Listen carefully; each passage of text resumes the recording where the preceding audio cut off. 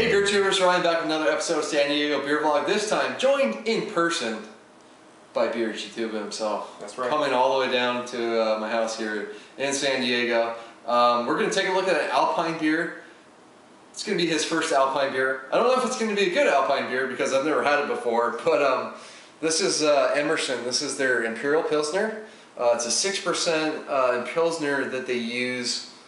They say New Zealand hops. They don't say what New Zealand hops. I don't know if that means Nelson, like their Nelson IPA, but they're going to be using some New Zealand hops on this beer. So I've never had it. He's never had it, so we're going to see how it goes. I see a couple of things floating around, like 3 or 4 things. Yeah, a little bit.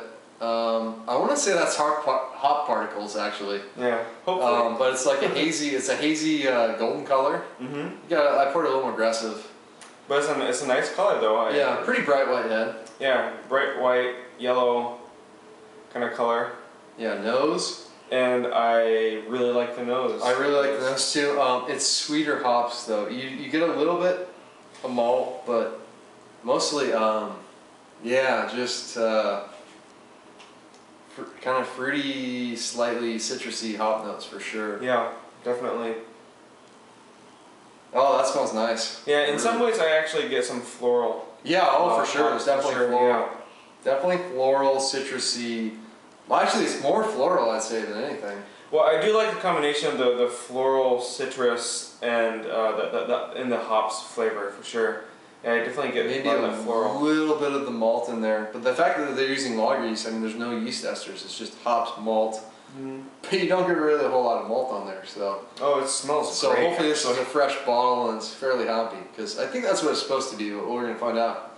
All right. So let's dig in. All right. Cheers. Cheers, Kampai. Kampai.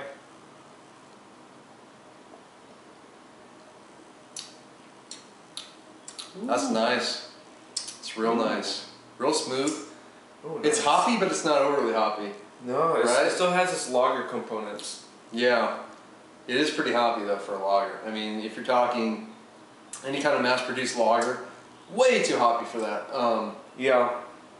I mean, a lot of breweries are doing these India Pale lagers, so they're like an IPA. Yeah. But they're using lager yeast just to emphasize the hops even more. Yeah, like we're from San Diego. Yeah, I really think that the hops is pretty strong.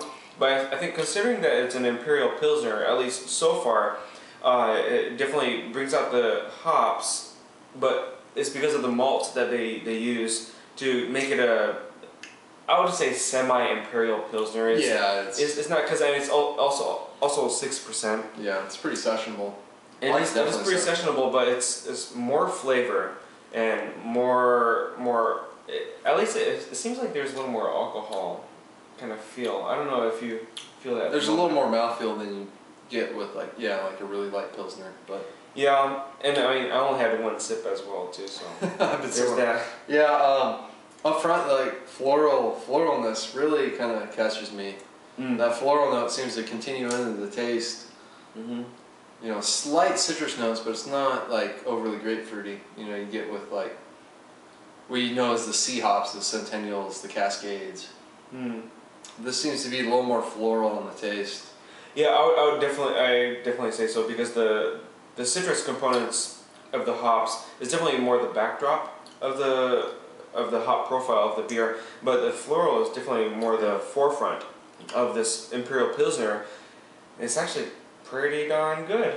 I actually really like this beer. Yeah, I kind of see what you're saying with the alcohol. It's not overly present, but it kind of is in there, kind of buried a bit. But considering that it's 6%, yeah, I'd say. It's not like boozy. I wouldn't say it's no, boozy. not at all, not at all. I know what you're saying with that. But yeah, floral, but like light fruits, you know, like, I mean, it's not quite like a Nelson Sauvin kind of hop fruitiness, but it kind of has a little bit of that, like a white grape, sort of white vinous kind of note. White grape, pears, perhaps. Yeah. Some of those lighter fruits, definitely, for sure. It's really nice. Imperial Pilsner. Yeah, it has this fruitiness. There's a bittering hop component that you might call like a grapefruit, but it's pretty mild in that sense.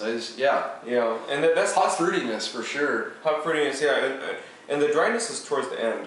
That's definitely. Yeah, it dries out. A little bit of sweetness on the back end to kind of help balance things out. It has a Chardonnay kind of quality. Yeah, I can see that. Yeah. Yeah, because the Chardonnay is just tend to just be very light, very dry towards the end, and this actually has that Chardonnay quality. Of course, for those of you that don't care for Chardonnays, I wouldn't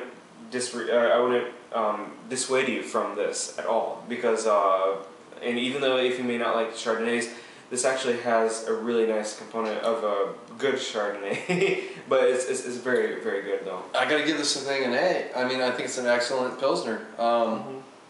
Is it traditional, classic style Pilsner? Not at all. Because for one, it's a little higher ABV. Two, they're using New Zealand hops, which you're never gonna see in most Pilsners. Yeah. So they're kind of, they're taking the Pilsner theme and they're pushing it. Yeah.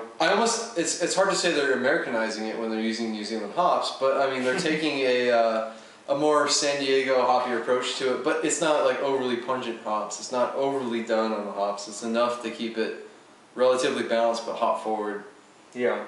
So I think this is actually an excellent beer. This is better than I thought it was going to be. Oh yeah? Nice. Yeah. And yeah. I love Alpine beers if you've seen my reviews. So. Yeah, so you got this Czech style, the Pilsner style, and it's an American brewery doing it, yet using New Zealand hops, which is kind of like what's going on. It's all intercultural, I really enjoy this because when you first taste it, it's a lot of carbonation to really get the hop flavors going on.